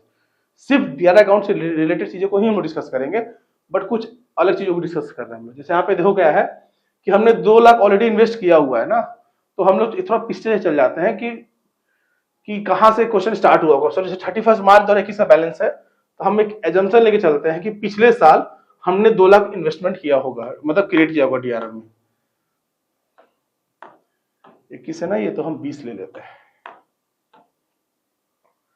31 मार्च 20 को हम लोग DRR क्रिएट कर रहे हैं, तो बाई स्टेटमेंट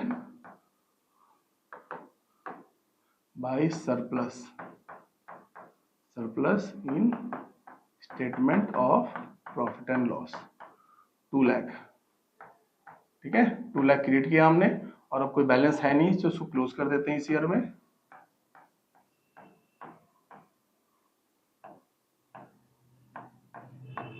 ठीक है, बैलेंस हो जाएगा यहाँ पे फिर 31 मार्च 21, सॉरी 20 होगा ना ये,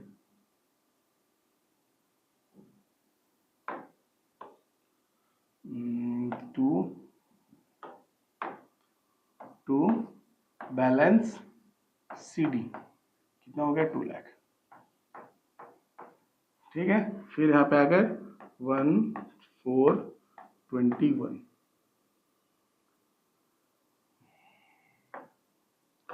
1420 by balance brought down 2 lakh,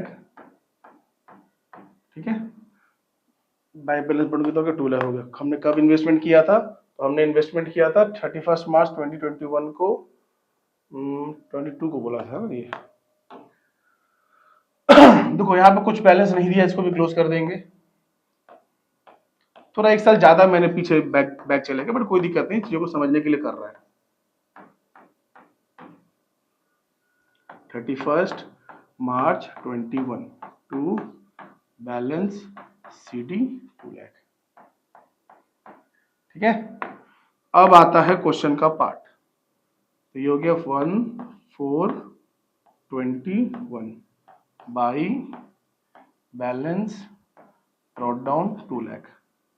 देखो क्वेश्चन में मैंने 2 साल का किया ना, ये यहाँ पे ये इसका नीड नहीं था, ये बस मैंने आपको समझाने के लिए किया कि कभी ना कभी हम लोग DRR क्रिएट किए होंगे ना, तो जब क्रिएट किए होंगे तो ये एंट्री पास हुआ होगा। हम एजम्पशन लेके हमने 2 साल पहले DRR क्रिएट किया था। कब किया था, 31 मार्च 2020 को। जब 31 मार्च 2020 को क्रिएट किए होंगे तो क्या एंट्री किए होंगे, वो मैंने येलो पेन से लिखा हुआ है। जो रेड पेन से लिख रहे हैं ये आपका सोल्यूशन इस सम का, बाकी जो पार्ट है बस समझाने के लिए मैंने किया कि जब क्रिएट किए होंगे तो क्या एंट्री हुआ होगा। क्योंकि यहाँ पे क्वेश्चन में डायरेक्टली हमको मिड ऑफ द ईयर दे दिया कि 31 मार्च 2021 को ये बैलेंसेस है, मतलब ये डेट का हमको बैलेंस दिया है, 31 मार्च 2021 को मेरे DRR में ये बैलेंस शो कर रहा है, ठीक है। और फिर बोल रहा है क्वेश्चन में कि उसके बाद अगले साल मींस 31 मार्च 22 को जो रिक्वायर्ड अमाउंट ऑफ DRR है वो भी हम क्रिएट कर दे रहे हैं। तो रिक्वायर्ड अमाउंट ऑफ DRR कितना है, by surplus that is in statement of PL, ये हमारा 4 लाख, टोटल 6 लाख का था तो 4 लाख का ही हो गया, ठीक है। इसको भी क्लोज कर देते हैं, 6 लाख, यहाँ पे 6 लाख हो जा रहा है। हमारा डिवेंचर रिडीम कब होगा, वो भी एक बार डेट चेक कर लेते हैं। तो हमारा डिवेंचर रिडीम हो रहा है 30 अप्रैल 2022, मीन्स इस ईयर में तो रिडीम नहीं हो रहा है। यहाँ पे क्या कर देंगे हम लोग, 31 मार्च 22 को टू बैलेंस CD 6 लाख, ठीक है। फिर यहाँ पे 1 अप्रैल 22 बाई बैलेंस ब्रॉट डाउन कितना, 6 लाख, और फिर 30 जून को, 30 जून था ना, 30 सितंबर था, 30 सितंबर को रिडीम हो रहा है ना, 39, 30 सितंबर 22 को ये हमारा ट्रांसफर कहाँ हो जाएगा, जनरल रिजर्व में 6 लाख। ठीक है, बस यही करना था इस समय। देख लो आपका सॉल्यूशन सिर्फ इतना है, इतने करने का आपको 3 नंबर मिलेगा। ऊपर की जो चीजें थी वो मैंने आपको बस समझाने के लिए की है, वो हमारे सॉल्यूशन का पार्ट नहीं है। क्वेश्चन में बस दिया था कि 31 मार्च 2021 को मीन्स 1 अप्रैल 2021 को मेरे पास ऑलरेडी 2 लाख का बैलेंस है, उस ईयर के एंड में मीन्स 31 मार्च 2022 को हम लोग रिमेनिंग जो अमाउंट है डीआरआर का वो क्रिएट कर रहा है। टोटल अमाउंट कितना था, होना चाहिए था 6 लाख, 60 लाख का 10% 6 लाख, इसमें ऑलरेडी हमने 2 लाख इन्वेस्ट किया हुआ है, तो रिमेनिंग जो 4 लाख है वो हम लोग डीआरआर में क्रिएट कर रहे हैं, इन्वेस्ट नहीं क्रिएट कर रहा है। ठीक है, टोटल कितना हो गया 6 लाख। अब इस ईयर तो रिडीम हो नहीं रहा है तो बैलेंस शीट किए, फिर वापस नेक्स्ट में बैलेंस शीट आया, फिर उसी ईयर के सितंबर मैंने हम उसको रिडीम कर डिबेंचर को। तो जब रिडीम करते हैं तो डीआरआर का जो बैलेंस होता है उसको हम लोग ट्रांसफर कर देते हैं वापस जनरल रिजर्व में। तो ये हुआ हमारा क्वेश्चन नंबर 6। बहुत ही आसान सम था और इजीली यहाँ पे आप 3 नंबर स्कोर कर पाओगे। ये क्वेश्चन भी हमारा हो गया। और वैसे भी हमको 2 साल का ही बनाने बोला था, 21-22 और 22-23, तो यहाँ से 21 से स्टार्ट हुआ और ये हो गया 22 का एंड। ठीक है, अब हो गया 4-6 हो गया। अब आते हैं क्वेश्चन नंबर 3 में।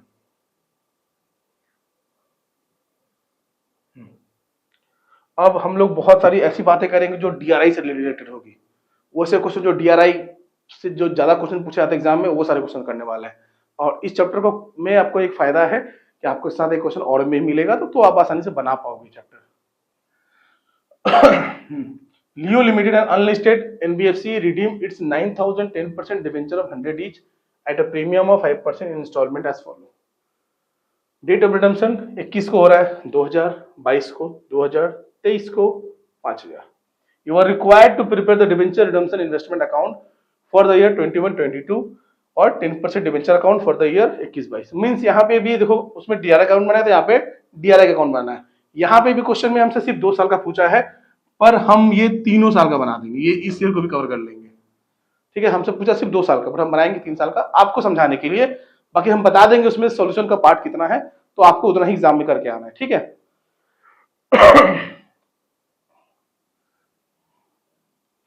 31 मार्च 21, 22, 23।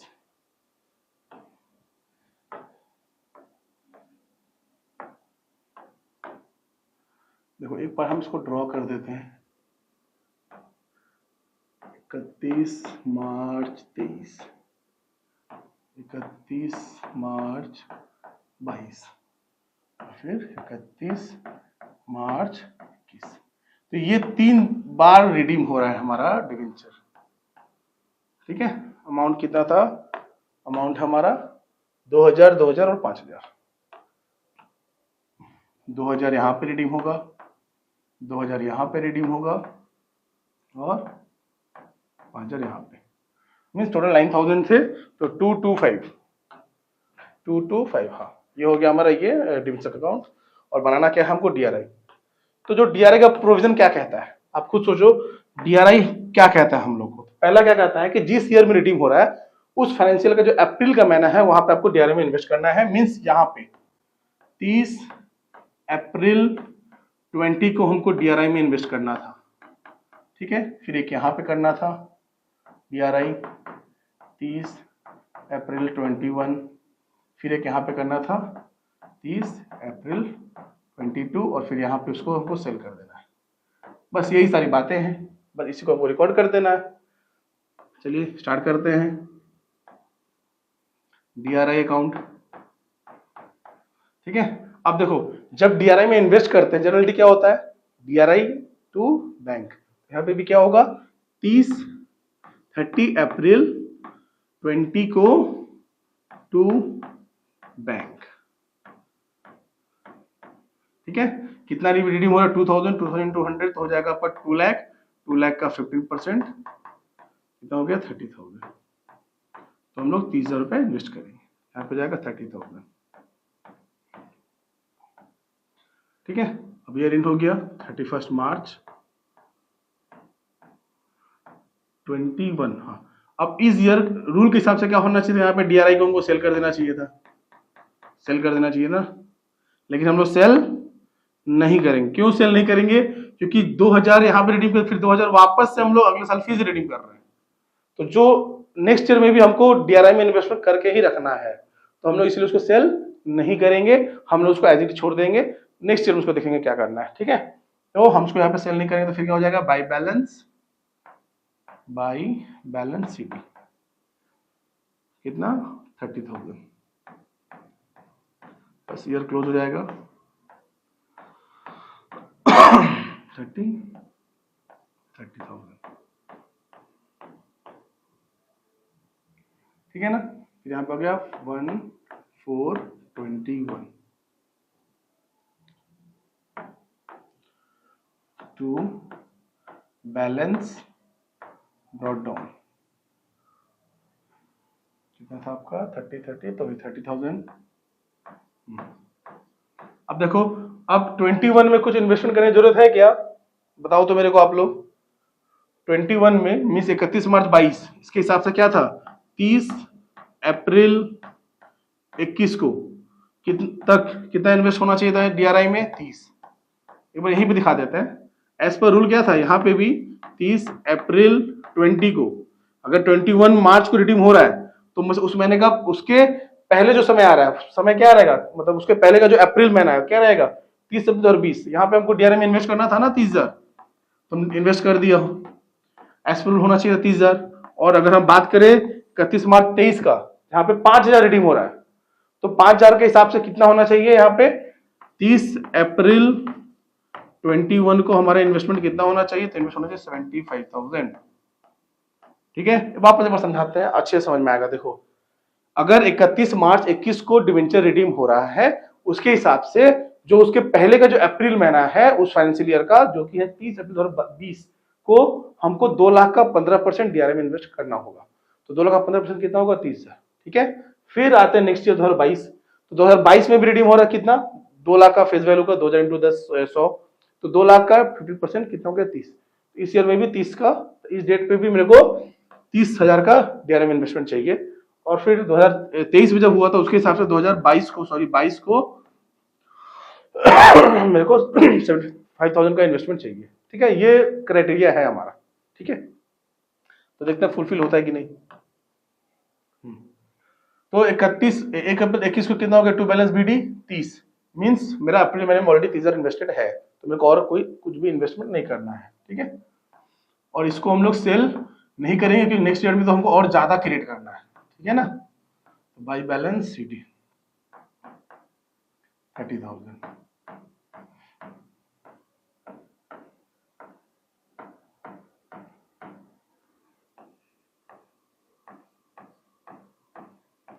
ठीक है ना, फिर हो गया 1 अप्रैल 22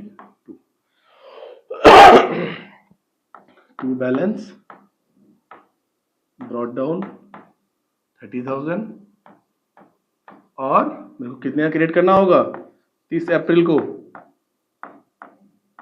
तो मेरे को बैलेंस अमाउंट में इन्वेस्ट करना होगा, हाउ मच, 45,000। टोटल 75 है ना, 30 ऑलरेडी इन्वेस्टेड है, तो रिमेनिंग जो बैलेंस बचा उतना ही इन्वेस्ट करेंगे जिससे 75 हो जाए, उससे ज्यादा नहीं करना है। ठीक है ना, इसे में इन्वेस्टमेंट कर दिए। अब 31 मार्च 2023 को हम लोग इन सबको बेच देंगे, सेल कर देंगे बाय बैंक, कितना 75,000। ठीक है, बस खत्म हो गया।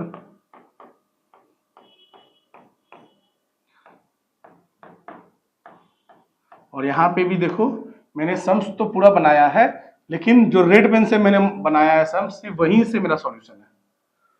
ठीक है, क्योंकि आपको ये बैलेंस बीटी समझने में दिक्कत होता, इसीलिए मैंने इसको 1 साल पहले से आपको बना के दिखाया, पर आपको डायरेक्टली यहीं से बनाना है इसी अमाउंट से, क्योंकि आपसे सिर्फ 2 साल का ही पूछा था, 21-22 और 22-23, तो बस इतना बनाने का 3 नंबर मिलेगा। तो बस आपको पता होना चाहिए, ये चैप्टर आपका बहुत समय बचाएगा, बहुत टाइम बचाएगा। ठीक है, और इस चीज क्वेश्चन पूछा था क्या बनाने के लिए, डीआरआई तो हो गया, अब बनाना है आपको 10% डिवेंचर अकाउंट ऑफ 21-22 का 21-22 10% डिवेंचर अकाउंट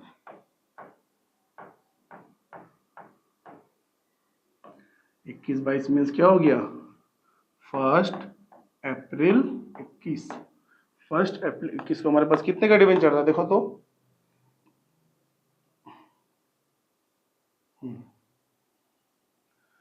1 अप्रैल 21 को तो हम लोग रिडीम कर दिए 2 लाख, तो मतलब था हमारे पास 7 लाख का।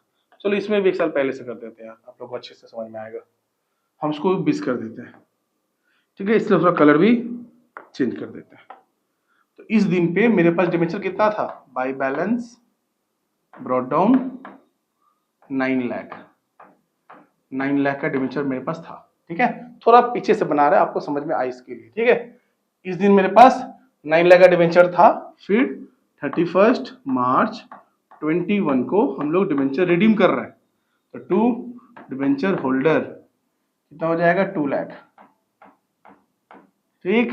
फिर 31 मार्च 21 को टू बैलेंस सीडी 7 लाख, यहाँ पे 9 लाख, यहाँ पे भी 9 लाख, ठीक है। समझ में आ रहा है आप लोगों को ना। ये एक साल मैंने एक्स्ट्रा दिखाया आपको, बस आपको समझ में आने के लिए कि 1 अप्रैल 2020 को मेरे पास टोटल 9 लाख के डिवेंचर थे, जिसमें से 2 लाख का डिवेंचर मैंने रिडीम कर दिया 31 मार्च 21 को। हालांकि ये क्वेश्चन में हमसे पूछा नहीं था। क्यों नहीं पूछा था? क्वेश्चन बोला भाई आपको सिर्फ 21 पेज बनाना है, मैंने 20-21 भी आपको बना के दिखा दिया, ठीक है। अब आता है 1 अप्रैल 21 जो कि आपका मेन सॉल्यूशन है। यहाँ पे लिखेंगे by balance brought down 7 lakh, ठीक है। 7 लाख था ना। अब इस ईयर के एंड में मींस 31 मार्च 2022 को हम लोग और 2 लाख का डिवेंचर रिडीम कर दिए, तो फिर आ जाएगा टू डिवेंचर होल्डर, ठीक है। कितना हो गया 2 लाख, और फिर 31 मार्च 22 को क्या हो जाएगा टू बैलेंस सीटी 5 लाख। बस हो गया सॉल्यूशन। बस देखो कितना मेहनत लगा, कितना टाइम लगा, बहुत जल्दी जल्दी बन जाएगा। सिर्फ सॉल्यूशन इतना ही है आपका। देखो बस यही सॉल्यूशन है, इतना ही करके दे दो, आपको नंबर मिल जाएगा। मुश्किल से आपको 5 मिनट भी नहीं लगेगा, ठीक है। तो बस ध्यान दो, चैप्टर बहुत आसान है। तो ये हो गया क्वेश्चन नंबर 3 हो गया हमारा। अब आते हैं क्वेश्चन नंबर किसमें किया जाए, तो चलो हम लोग 5 कर लेते हैं। 5 भी वैसा ही सम्स है ना।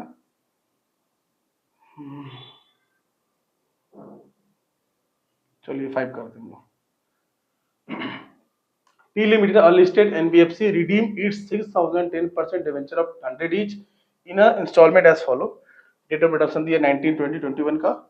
On the basis of the above detail, you are required to pass journal entry to record the purchase sale of DRI। मतलब मेरे को सिर्फ DRI की एंट्री पास करने बोल रहा है। वाह। From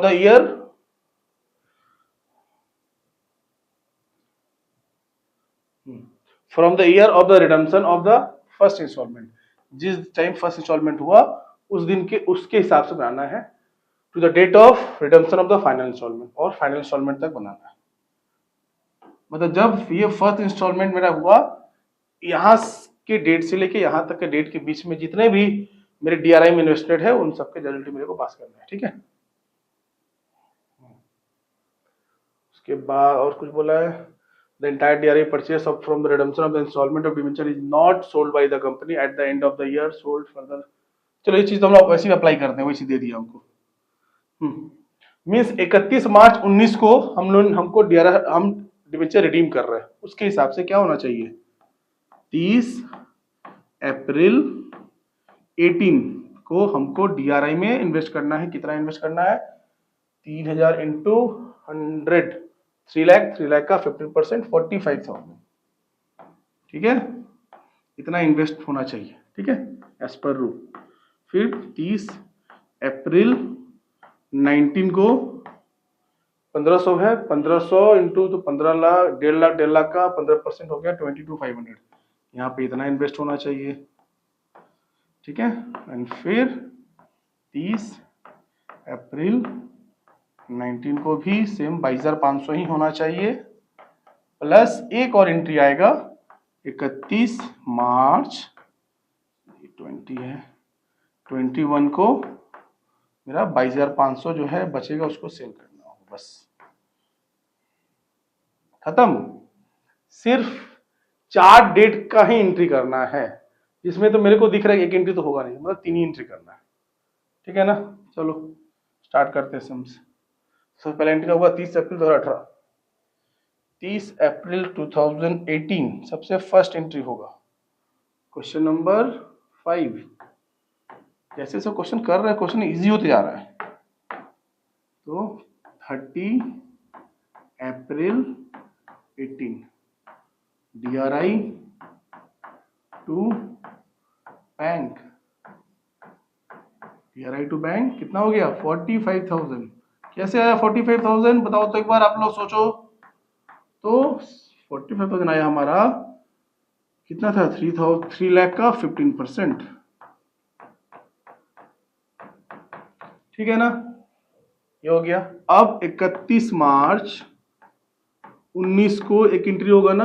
अब DRI में इन्वेस्ट किए थे, अब नेक्स्ट ईयर में हम लोग भी रिडीम कर रहे हैं, बट उससे कम रिडीम कर रहा है।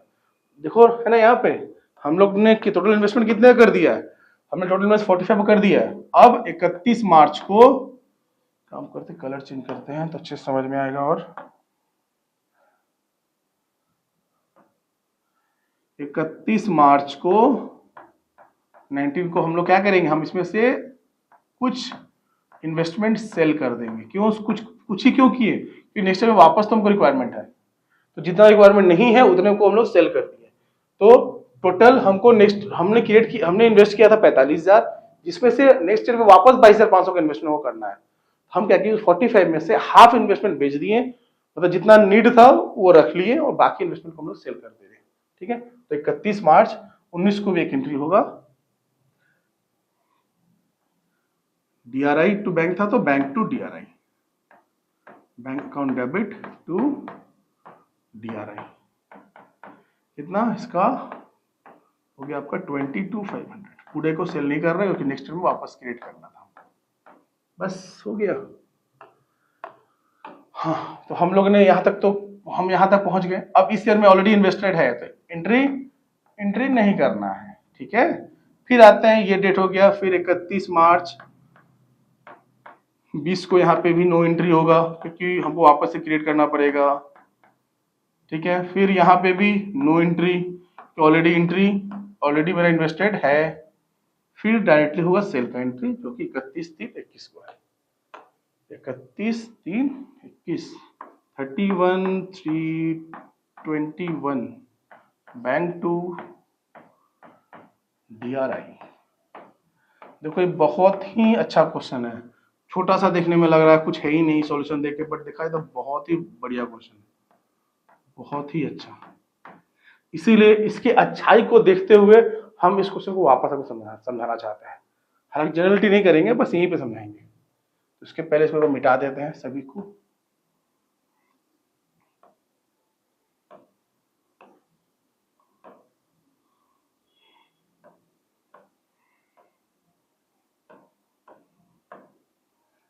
देखो पहला काम क्या है, जब भी इन्वेस्टमेंट करेंगे उसके हिसाब से मेरे को डेट कौन सा ध्यान रखना, पहला 30 अप्रैल 18 और फिर 31 मार्च 19, बस 2 डेट ध्यान रखना है। फिर यहाँ पे भी फिर 30 अप्रैल 19 एंड फिर 31 मार्च 20, ठीक है। फिर 31 मार्च 20 एंड फिर 31 मार्च, सॉरी ये एक थोड़ा सा मिस्टेक हो गया, 30 अप्रैल 20 और फिर 31 मार्च 21। तो ये 6 डेट मेरे लिए इंपॉर्टेंट है, हर एक रिडम्पशन के लिए 2, हर एक इन्वेस्टमेंट के लिए 2, एक परचेस का दूसरा सेल का, ठीक है। तो यहाँ पे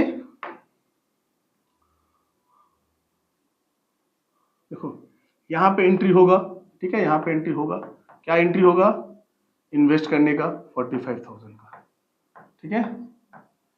फिर आता है नेक्स्ट ईयर। अब देखो पहले हम लोग क्या करते हैं, कितना कितना नीड है वो लिख देते हैं। चलो यहाँ पे 25,000 होगा, 22,500 का रिक्वायरमेंट है, और यहाँ पे भी 22,500 का रिक्वायरमेंट है, ठीक है, ये रिक्वायरमेंट था। तो सबसे पहले मैंने एंट्री कर दिया 45,000 का इन्वेस्टमेंट का, ठीक है।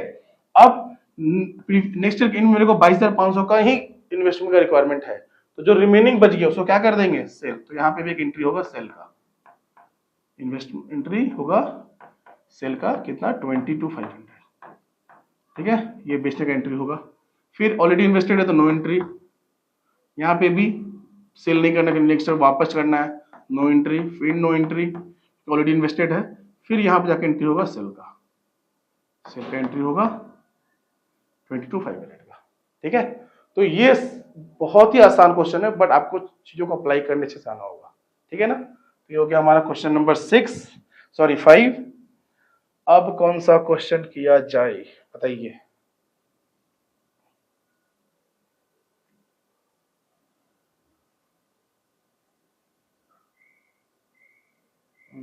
चलिए एक काम करते हैं, क्वेश्चन नंबर 8 कर लेते हैं। हमारे क्वेश्चन आज के क्लास का लास्ट क्वेश्चन। उम्मीद करते हैं आपको चैप्टर समझ में आया होगा। तो भाई अगर चैप्टर समझ में आ रहा है तो चैनल को लाइक करना है, सब्सक्राइब करना है और दोस्तों को शेयर करना है, ठीक है। ये बात बिल्कुल नहीं भूलनी आप लोग को।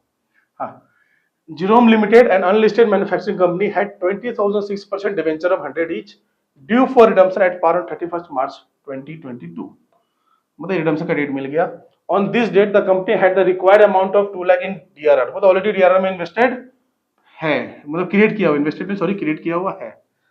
The DRI which was purchased on 30 April 2021 was realized at 98% of the date of redemption and the debenture were redeem on the due date. ये इजी क्वेश्चन है, मतलब बहुत आसान क्वेश्चन मैंने पिक कर लिया, बट फिर भी चलो प्रैक्टिस के लिए कर लेते, क्या दिक्कत है। सबसे पहला एंट्री क्या होगा, डीआरआई में इन्वेस्ट करने का। डेट क्या होने वाला है, रिडीम हो रहा है मेरा 31 मार्च 2022 को, तो mean 30 April 2021, 30 April 2021। Question number 8, 30 April 2021, DRI to bank, ठीक है। अमाउंट हो जाएगा हमारा, अमाउंट हो जाएगा 20 लाख, 2 लाख, 20 लाख का 15% 3 lakh, 3 lakh DRI to bank 3 lakh,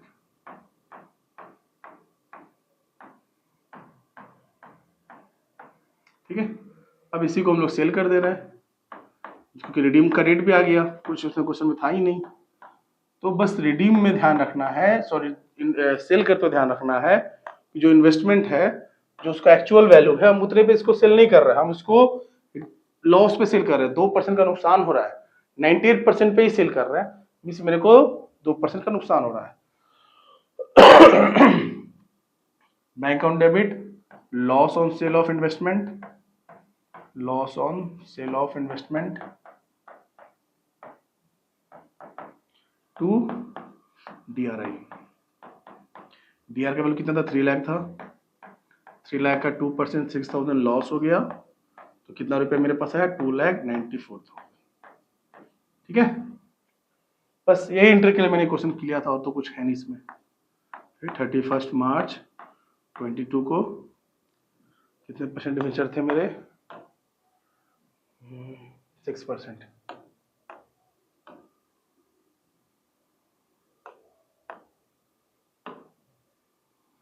6% debenture to debenture holder 20 lakh.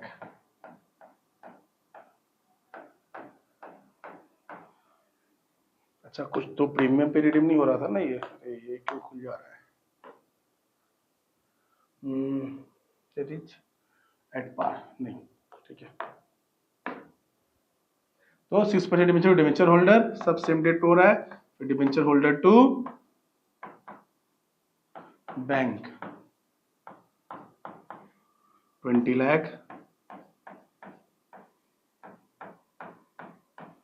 अब जो जनरल लेजर में जो मैंने पैसे रखे थे उसको भी हम लोग ट्रांसफर कर दें जनरल, जो डीआरआर में जो ऑलरेडी इन्वेस्टेड क्रिएट किया हुआ था उसको हम लोग वापस अब जनरल लेजर में ट्रांसफर कर देंगे, ठीक है। अब तो उस रिजर्व की कोई जरूरत है नहीं, ठीक है। Debenture redemption reserve to general reserve 2 lakh,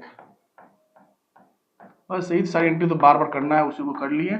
और लास्ट में जो लॉस हो रहा है उस लॉस को हम ट्रांसफर कर देते हैं statement of profit and loss account to loss on sale of investment, loss of sale of investment कितना था 6000, ठीक है। तो मैं बहुत सारे क्वेश्चन से प्रैक्टिस करने के लिए मैंने लगभग 6-7 क्वेश्चन आपको प्रैक्टिस कराया है और लगभग हमको लग रहा है कि आपका सारे टॉपिक इससे कवर हो गए होंगे, सारे कंसेप्ट क्लियर हो गया होगा। फिर भी अगर आपको कुछ प्रॉब्लम होता है तो आप लोग कमेंट करिएगा, हम अपने लाइव क्लासेस में आपके उस डाउट को जरूर लेंगे। और एक और बात कि इसी तरीके से हम बाकी सारे चैप्टर्स का भी वन शॉट वीडियो लाने वाले हैं। हो सकता है कि वो वीडियो और बड़े हों, आज का जो वीडियो थोड़ा छोटा है, बट बाकी सारे चैप्टर जो बड़े बड़े चैप्टर्स है उसके लिए वीडियो हो सकता है कि 1 या 2 पार्ट में भी आए और बड़े बड़े वीडियोस हो। तो अगर आपको हमारा जो वीडियो है वो अच्छा लग रहा है तो चैनल को सब्सक्राइब करो, वीडियोस को लाइक करो और दोस्तों को शेयर करो। तो फिर मिलते हैं नेक्स्ट क्लास में। Thank you for watching.